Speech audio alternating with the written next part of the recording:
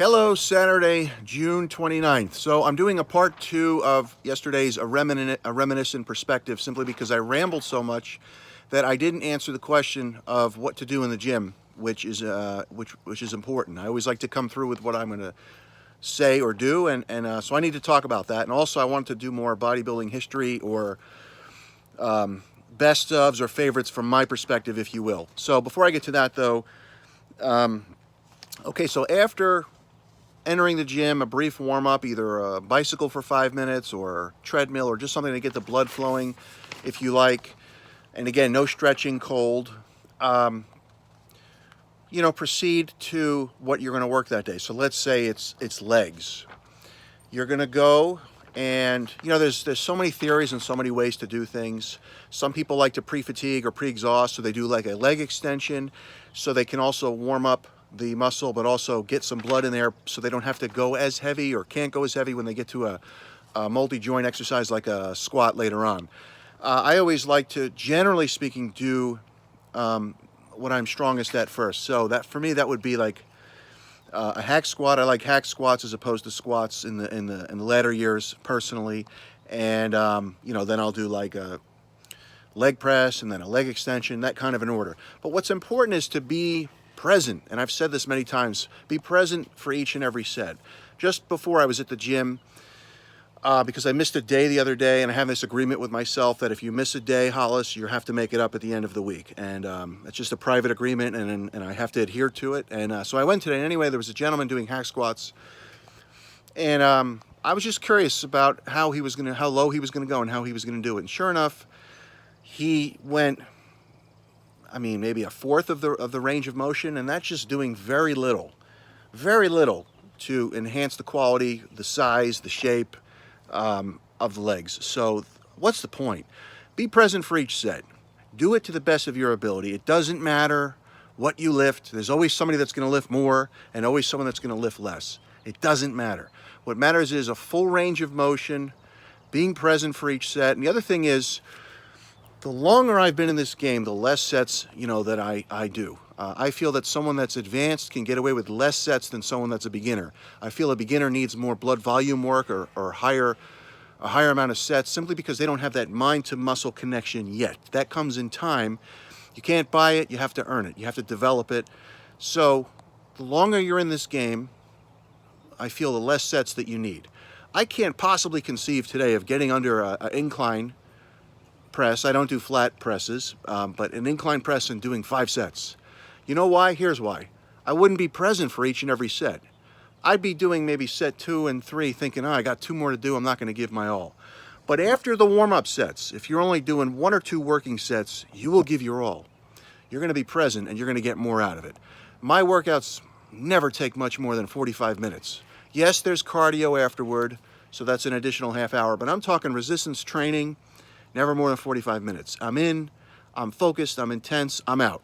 And there's a lot of other things that I'm sure you'd like to be doing in your life than being trapped in the gym all day. So be present.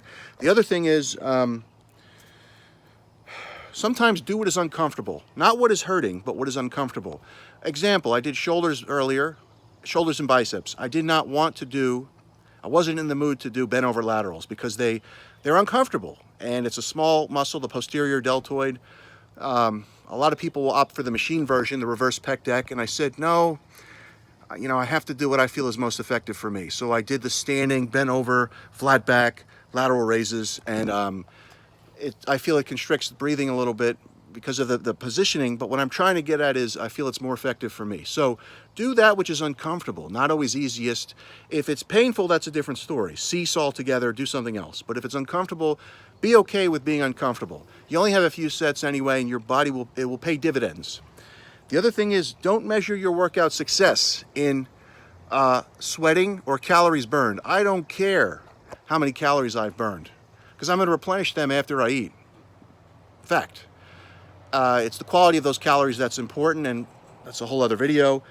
Sweating is also a matter of genetics. Some people don't sweat. Some people do.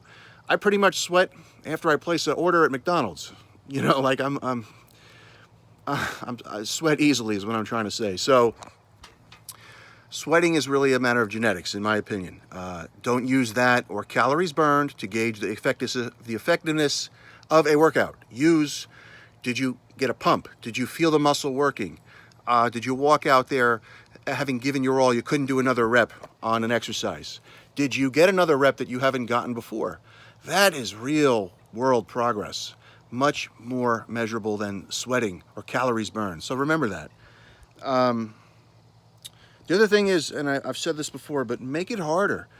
Get the most out of an exercise. When I do the hack squat, I go really low, and I always push through my heels, not my toes, because I don't want to employ my knees in the movement, your heels. But I go low because I want to do as few sets as I need to, but I'm going to get in there and face the sets and get out. Get in and get out. Think of it like, if you will, Marty McFly, not Marty, his dad's name, when he stood up to the bully. He popped Biff with one good punch in the Back to the Future. So my point is, one punch got the job done. So theoretically, one good set will get the job done. Just something to consider. You know, stay focused, give your all to the sets, be uncomfortable in with some exercises if they're not hurting, but you're getting more out of them, and ask yourself, how can I make it harder? How can I get more out of this?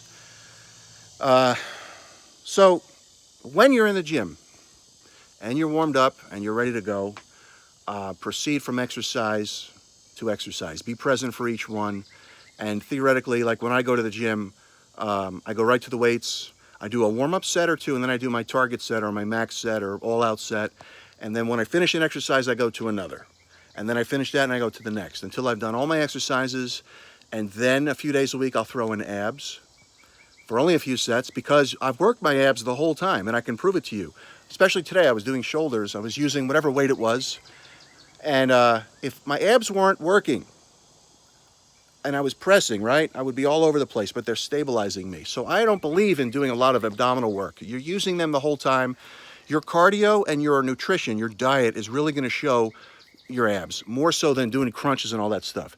Now, if you're an athlete, a soccer player, a football player, a tennis player, whatever, then you may want to do more supplemental ab work, not to show them more, but because to strengthen them. But that's a whole other thing. So aesthetically speaking, you're getting a whole lot of abs, in my opinion, from your regular weight training.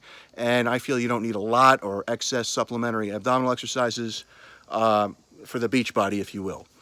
The other thing is, before I forget, I do want to make a point. If you're getting stuff from this video and you're saying, great, Hollis, I don't like the gym, I can't stress enough, I get it. And that's why Outdoor Physique is the book for you. It's coming out in December. It is for people that don't like the gym, and there's so many out there, and that's okay. It's really okay to not like the gym.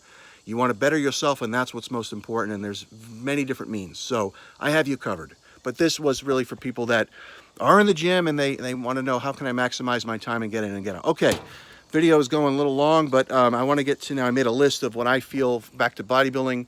I think the greatest mindset ever in the sport of bodybuilding is Dorian Yates. Dorian, they nicknamed him, they donned him the name Shadow, because he would sort of disappear. He was in England, and he would disappear for the year, and nobody knew what he was up to. This is before social media, and he would show up and usually be improved from the year before and scare everybody and win. Dorian had the strongest mindset. He proved you don't necessarily have to have the most superior genetics. If you've got a mind that's strong and you're disciplined and focused, you can accomplish anything. And 6-time Mr. Olympia proved just that. I think the greatest poser of all time, hands down. I'm not talking the robotics and all that stuff, and that stuff is creative and it was entertaining, but posing, Sean Ray. If you look at on YouTube, the 1999 Mr. Olympia, pop up Sean Ray, that's posing. I mean, you don't see that anymore in the sport, and that's a little bit why I perhaps don't follow it as much as I used to. I mean, that was a professional. Sean, I think, is the greatest poser of all time. So, Sean Ray. The greatest trainer of all time. I'm not talking personal trainer, but training-wise, Dorian Yates. Dorian had it down to a science. Don't talk to me. Don't bother me. Don't even look at me. He went in there. It was all business to improve his physique from the year before, and that's what it was about. And like I said, he generally did that year to year. I mean, well, you can see his video Blood and Guts on YouTube, or excerpts of it. I mean, Dorian, I think, was the greatest as far as training and staying focused and not utilizing certain substances for lack of discipline or knowledge or know-how. Dorian was the man. The greatest champion of all time, in my opinion, overall, Lee Haney, 8-time Mr. Olympia. Lee did not curse, or at least publicly. He presented himself as a champion. He's humble, but always knew how good he was. And to me, he exemplifies a Mr. Olympia. Even Ronnie Coleman, the also tied 8-time Mr. Olympia with Lee, would suggest that Lee is the greatest bodybuilder champion of all time. I think Lee is the greatest champion of all time, of what a champion exemplifies. And this is, again, all in my opinion, missed potential. A lot of guys should have turned pro that didn't. Had they been competing today, I believe they easily would have turned pro. Names like Rory Ledermeyer, I don't know if I'm saying it right, Bo Matlock. But one guy, in my opinion, his name was Edgar Fletcher. He was an up-and-coming in the mid-90s. Tremendous bodybuilder, huge arms, tiny, tiny waist. He presented me with my championship at the when I won the T-National heavyweight class. He never turned pro. I guess after so many attempts, he just called it a career. But Edgar Fletcher, in my opinion, is the most unrealized potential ever in bodybuilding. Conversely, who had the most potential that made something of it? Ronnie Coleman. Ronnie's first Olympia was 92, placed last, or near last. I would admit I never thought I would see him do what he did. Many people wrote him off, and every year he slowly but surely got better and proved that you can do anything if you believe. So you got to give it up to Ronnie Coleman, most realized potential ever, in my opinion. The freakiest sight I've ever seen before. I've seen a lot, but I remember one of my shows, it was a warm-up to the T-Nationals. It was the Atlantic States in 95, and I remember pumping up, getting ready. I was in my own zone.